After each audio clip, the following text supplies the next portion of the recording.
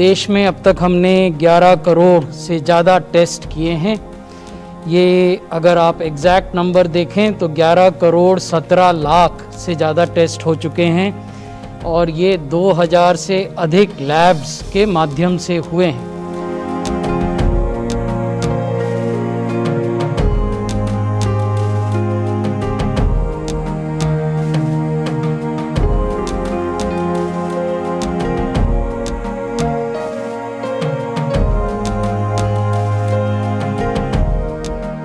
उसी प्रकार से जो हम साप्ताहिक नए केसेस को देखते हैं पिछले 7 सप्ताहों में, ये भी डिक्लाइन या गिरावट का ट्रेंड बना हुआ है।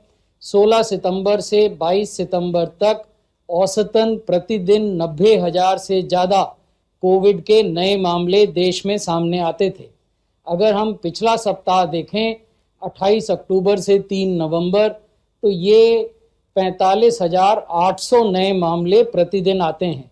तो ये एक भारी गिरावट आई है नए केसेस में भी, और प्रतिशत में भी, परसेंटेज टर्म्स में भी हमने आपको दिखाया है कि कैसे साप्ताहिक रूप से ये केसेस देश में घट रहे हैं।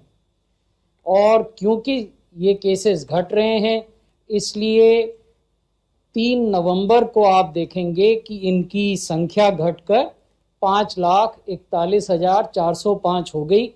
ये जो नंबर है 5,41,000 का, ये 6.8% है total historical number of infections का। तो ये महत्वपूर्ण है क्योंकि ये दिखाता है कि जो हमारी हेल्थ केयर की व्यवस्था है, जो हमारे अस्पताल हैं, उन पर अनावश्यक बोझ नहीं है, क्योंकि यही लोग हैं, ये एक्टिव केसेस ही हैं जो या अस्पतालों में जाते हैं या घर में आइसोलेशन में रहते हैं।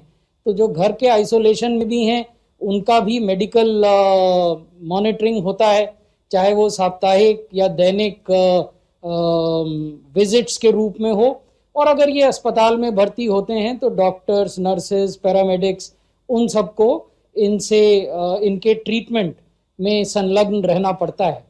तो जब सितंबर के मध्य में 10 लाख से ज़्यादा एक्टिव केसेस थे, तो उस समय जो हमारी अस्पतालों की नेटवर्क थी उस पर जो दबाव था और जो आज दबाव है वो आप कंपेयर कर सकते हैं।